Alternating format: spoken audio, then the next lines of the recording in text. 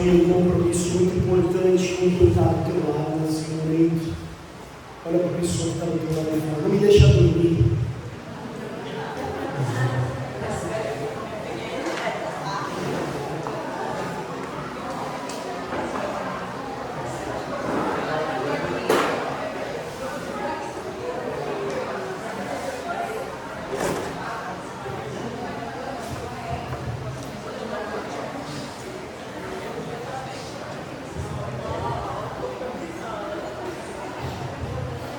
Então a gente falou disso. O que o pastor Elias falou ontem? O que é transcendência? Eu não sei que palavra é essa. O que é isso? Hã? Transcender o quê? Mas o que é? Conta aí para quem não está.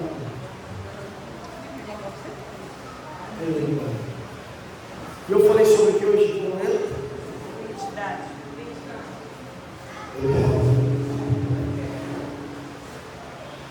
A gente vai falar então sobre visão e missão dentro da nossa identidade.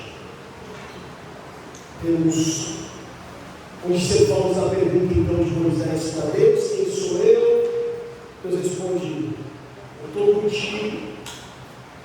Se nós temos uma identidade, a gente precisa fazer uma outra pergunta nesta noite. Para onde a gente está indo? Para onde a gente está indo? Para onde você está levando a sua vida? Qual a tua missão? Qual a tua visão? Falamos de propósito hoje. Qual é o teu propósito? Romanos capítulo 11, versículo 36 diz o seguinte: pois dele, por ele e para ele são todas as coisas. E aí, a identidade define visão e missão. E, como nós falamos essa manhã, a identidade responde a pergunta: quem eu sou? E a visão vai responder a pergunta: para onde estou indo? E a missão vai responder a pergunta: o que eu faço enquanto estou nesse caminho que eu estou indo? A visão vai dizer para onde eu tenho que ir. A missão vai nos dizer como a gente vai caminhar nesse caminho.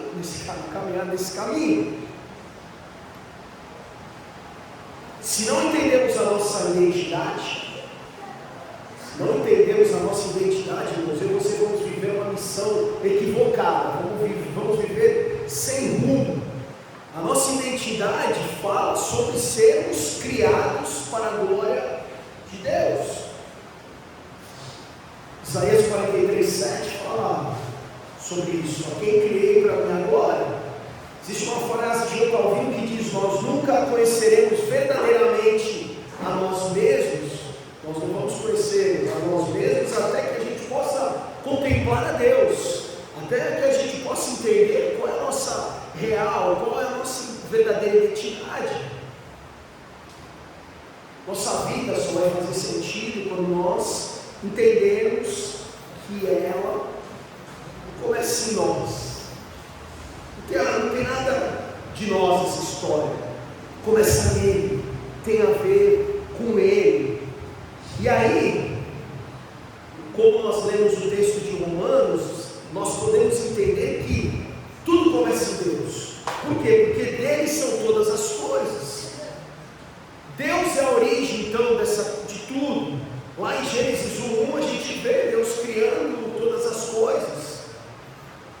Em Atos 17:28 o texto fala que nós vivemos nele. É nele que nós nos movemos, é nele que nós existimos. Isso traz para nós uma consciência de que nada é acidental, irmãos. Você não é um acidente, você não está aqui por acaso, sua vida não é um acaso.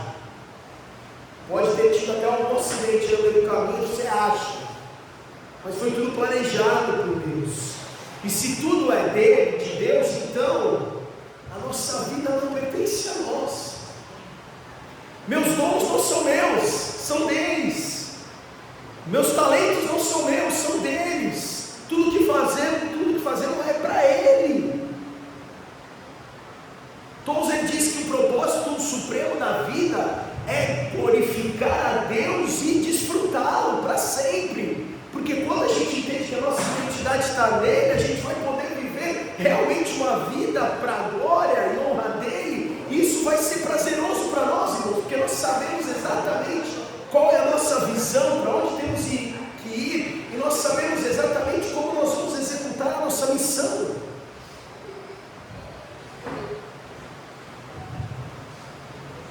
Mas para que a gente possa fazer isso, irmãos, a gente precisa mudar um pouquinho, fazer uma mudança de paradigma. A gente precisa esquecer essa visão da esquerda, da esquerda aqui, que é uma visão do mundo, onde nós somos donos, onde nós achamos que a nossa vontade é a mais importante, onde nós nos perguntamos o que eu quero, hoje, para onde eu quero ir, o que eu quero fazer.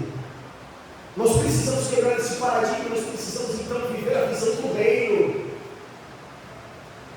onde nós vamos perguntar, Senhor, o que tu queres que eu faça? Porque eu sou teu servo, eu sou administrador, eu sou mordomo, o que tu queres que eu faça? Que é, fala o que ele precisa, porque o meu prazer, a minha vida, o meu propósito é fazer a tua vontade. Pergunta do que eu quero morre, e a pergunta que nós nos fazemos diariamente é o que tu queres? Senhor, o que tu queres para o meu dia hoje? O que tu queres para a minha vida? O que tu queres para o meu trabalho? O que tu queres para a minha família? O que tu queres? Porque é a tua vontade que eu quero fazer. E o texto fala que tudo também foi feito por meio dele. Isso traz para nós, irmãos, a consciência da sustentação, a consciência de que Deus é a sustentação. Mas nós não só começamos nele, porque ele criou todas as coisas, mas nós continuamos nele nesse caminho. Porque João 15,5, Jesus fala que sem mim você não pode fazer nada. E é uma realidade para nós, irmãos. Sem Deus nós estamos fumados, como diria o pastor Silvio. Porque ele, Deus, Colossenses 17, fala que ele é antes de todas as coisas, e todas as coisas subsistem por ele. Irmão, seria natural nós pensarmos então que nós não deveríamos glorificar Deus pela nossa força, porque nós somos fracos, mas nós glorificamos a Deus pela nossa dependência. E para que a gente possa glorificar a Deus, propósito, porque tudo é por Ele, tudo é para Ele. Nós precisamos entender que nós dependemos dele, e essa dependência é diária. E quando nós oramos, irmãos, oração não é ritual, oração não é um negócio como é uma reza, com frases prontas, mas oração é esse diálogo onde você conhece a total dependência que você tem dele. Nós entendemos então, por conta da nossa identidade, por conta da visão que teremos que ter, da nossa visão, da missão, nós precisamos depender dele diariamente. Isso dispara outra coisa para nós, que é a busca pela santidade. E nós buscamos santidade, porque 1 Pedro 1,15,16 diz que a santidade, a nossa busca, a nossa santidade glorifica a Deus, porque isso revela o caráter dele em nós. John Piper diz que Deus é mais glorificado em nós quando estamos mais satisfeitos nele. Quando Deus é nosso prazer, então Ele é a nossa glória. Glória seja dada a Ele. Para Ele são todas as coisas, irmãos. Deus é o propósito final. Não é o sucesso, não é o reconhecimento, não é a prosperidade. O propósito final é a glória de Deus. Tá bom, Leandro, mas como é que a gente pode então glorificar Deus na prática? Nós podemos fazer todas as coisas para a glória dele. 1 Coríntios 10:31 diz assim: quer vocês comam, vocês bebam, ou façam qualquer coisa, façam tudo para a glória de Deus. E aí, irmãos, nós vamos cair em tentação quando nós vamos em algum momento das nossas vidas preferir a nossa satisfação do que a nossa identidade, e a nossa identidade é glorificar a Ele. Quando a gente faz algo que não seja para a glória de Deus, como Paulo diz aqui, ele coloca as coisas mais simples, comam, bebam, façam qualquer coisa, não tem uma exceção aqui, irmãos.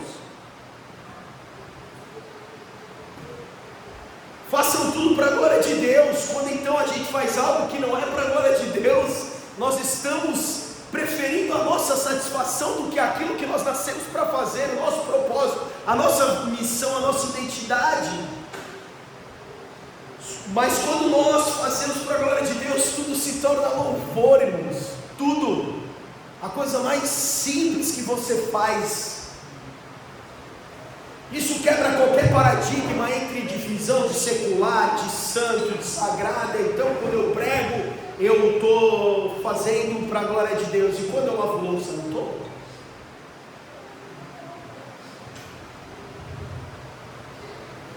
A gente precisa caminhar na estrada, no caminho, com a visão. Da mesma forma, em todos os dias, tornando tudo santo, tornando tudo cristão, tornando todas as coisas para a glória de Deus. O professor ensina para a glória de Deus, o vendedor vende para a glória de Deus, o músico toca para a glória de Deus, o fotógrafo que entrou aí fotografa para a glória de Deus. Tudo é para a glória de Deus, tudo, irmãos. E se é tudo, então é tudo. E aí, 1 Coríntios 6,20, Paulo fala assim: vocês foram comprados por alto preço, portanto glorifiquem a Deus com o corpo de vocês. Até o nosso corpo, irmãos, deve ser oferecido como instrumento para a glória de Deus. Eu disse até não, mas o nosso corpo deve, porque nós somos libertos do pecado, templos do Espírito agora, habitação do Deus vivo. Não mais para impureza, mas agora para vivermos em santidade. E quando nós mexemos com essa questão do corpo, irmãos, então nós vamos mexer com algumas coisas. E aí nós vamos assumir alguns compromissos para que Deus seja glorificado, para que a nossa identidade seja real. E o primeiro compromisso deles, irmãos, é na dimensão intelectual, porque nós devemos submeter as nossas mentes ao jugo de Cristo. E a mente é a cidadela central da nossa personalidade, e muitas vezes a mente é a última fortaleza a se render ao senhorio de Cristo. Mas Jesus indica autoridade sobre as nossas mentes. Em Mateus 21, 11 e 29, ele diz assim: tomai sobre vós o meu jugo e aprendei de mim. O verdadeiro descanso para nós, irmãos, reside em nos submeter a Cristo, ao jugo de Cristo, não ao fardo do mundo. Nós não precisamos resistir a Ele, nós precisamos deixar que Ele seja Senhor das nossas vidas. Paulo fala em 2 Coríntios 10,5, todo pensamento precisa ser obediente a Cristo. Um discípulo não tem a mínima liberdade, não tem liberdade nenhuma de discordar do seu mestre. Nós somos discípulos do mestre, então nós precisamos caminhar com o mestre.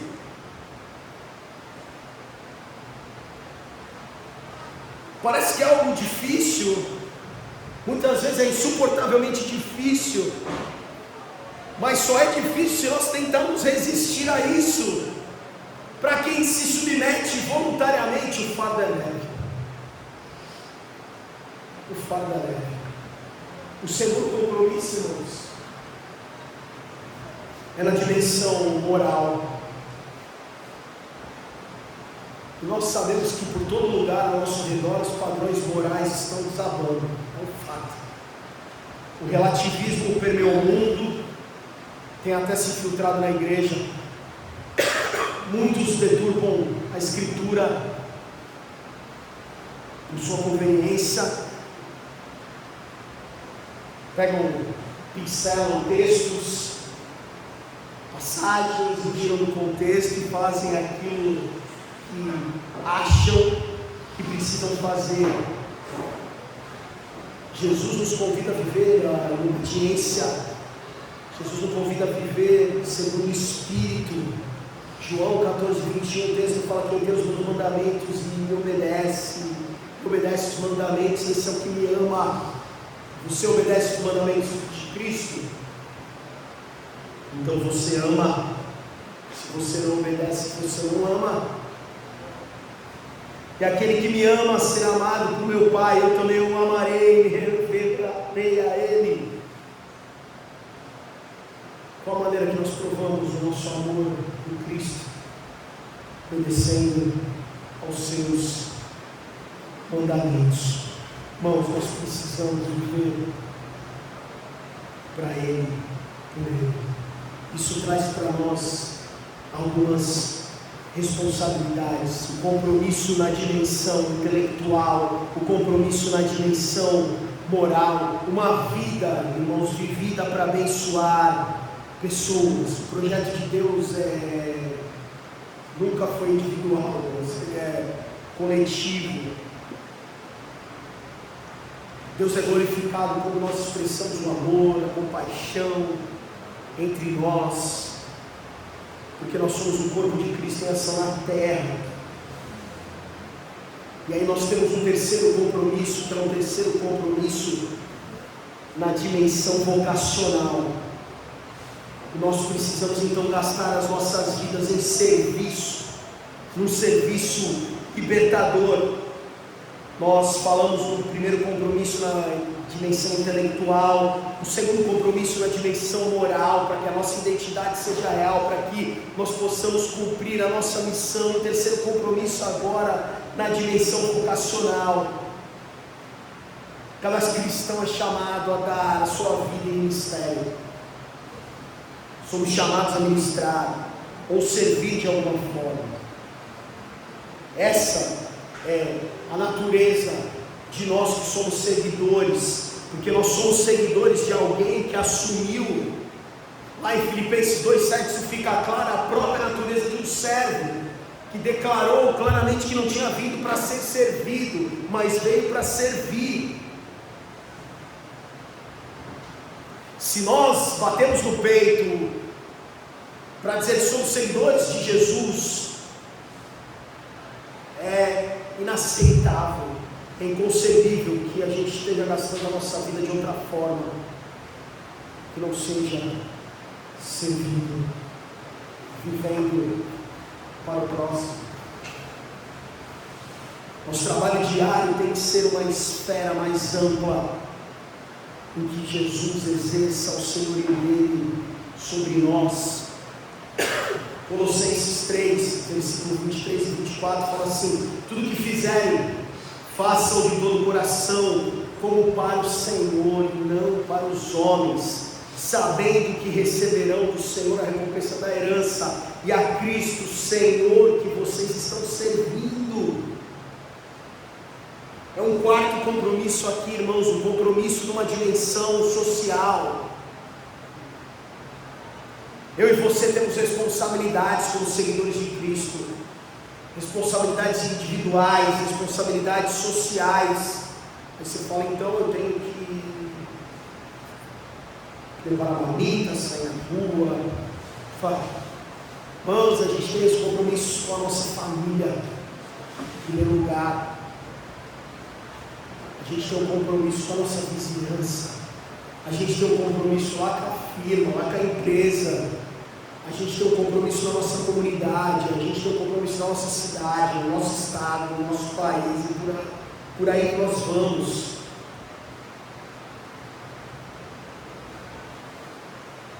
Jesus é Senhor não só da nossa vida íntima. Ele não é só Senhor da vida futura. Ele é Senhor da vida familiar, da vida na igreja. Ele é também Senhor de todas as coisas, de uma vida intelectual, de uma vida política, tudo é dele, tudo é domínio dele. Quando nós entendemos a nossa visão, a nossa missão, a nossa identidade, isso precisa ser espalhado não só para a igreja, não só para os relacionamentos do domingo, mas para todas as dimensões da nossa vida.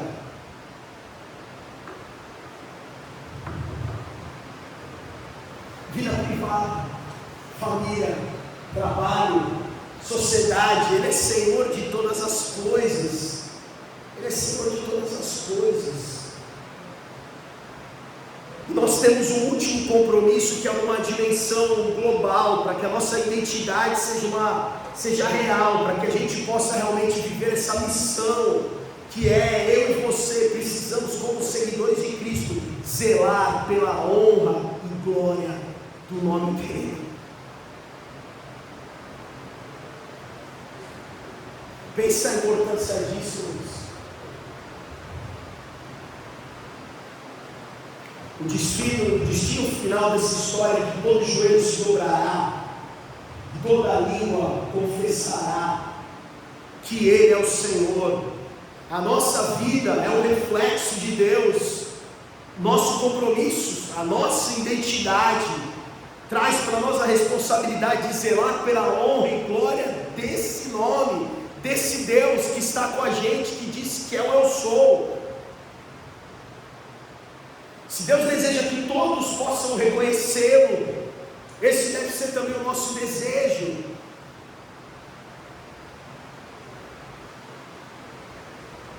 Que Ele seja reconhecido como Senhor através das nossas vidas, através daquilo que fazemos, para que em cada atitude nós possamos honrá-lo. Preste atenção, não existe separação entre o profano e os sagrados. Preste atenção, eu me expressei mal aqui.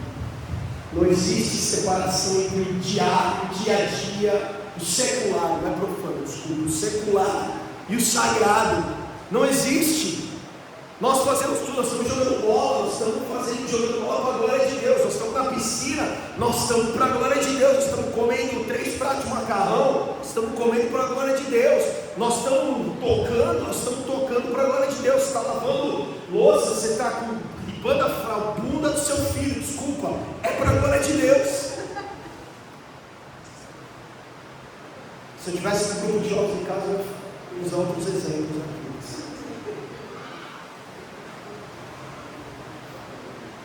Nós precisamos, irmãos, ter uma vida alinhada. É isso que é o principal para que a gente tenha a identidade, que nós tenhamos a certeza de quem nós somos, que nós tenhamos essa visão para onde nós temos que ir e o que nós precisamos fazer nesse caminho, que é a nossa missão. Nós precisamos ter essa vida alinhada. Se tudo é dele, irmãos, se tudo é dele, a nossa vida precisa ser uma vida de rendição. Ele é Senhor, tudo é dele, Ele é a origem de todas as coisas. Se tudo é por meio dele, então é Ele que sustenta todas as coisas. A nossa vida precisa ser dependente dele. Não tem outro lugar, outra condição que eu e você possamos estar. O melhor lugar que nós podemos estar é nos braços dele, totalmente dependentes dele. E se tudo é para ele, irmãos, a nossa vida precisa ser intencional. Esse propósito precisa realmente arder e ser uma realidade. Uma vida rendida, uma vida dependente, uma vida com a identidade certa, uma vida com a missão e com a visão certa.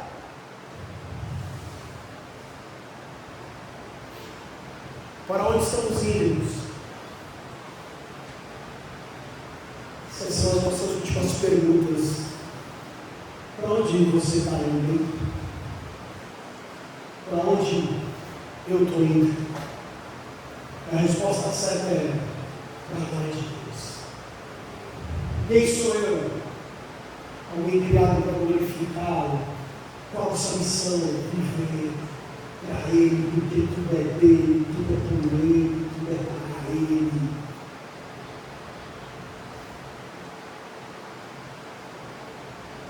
Uma frase da Leovaldo Ramos que diz o seguinte: oremos. Nós podemos fazer isso nessa noite, orar. Oremos para que todo ser criado cumpra o propósito para o qual existe. Adore o Pai. Eu quero terminar lendo mais uma vez Romanos 11:36, agora na versão mensagem, que diz o seguinte: tudo dele procede, tudo acontece por intermédio dele, tudo termina nele. Glória para sempre, louvor para sempre. Amém. Que Deus nos abençoe, que possamos viver a glória de Deus. Vamos orar? Pai, oramos para que todo ser que criado cumpra o propósito para que fomos feitos, propósito que estamos aqui, que é para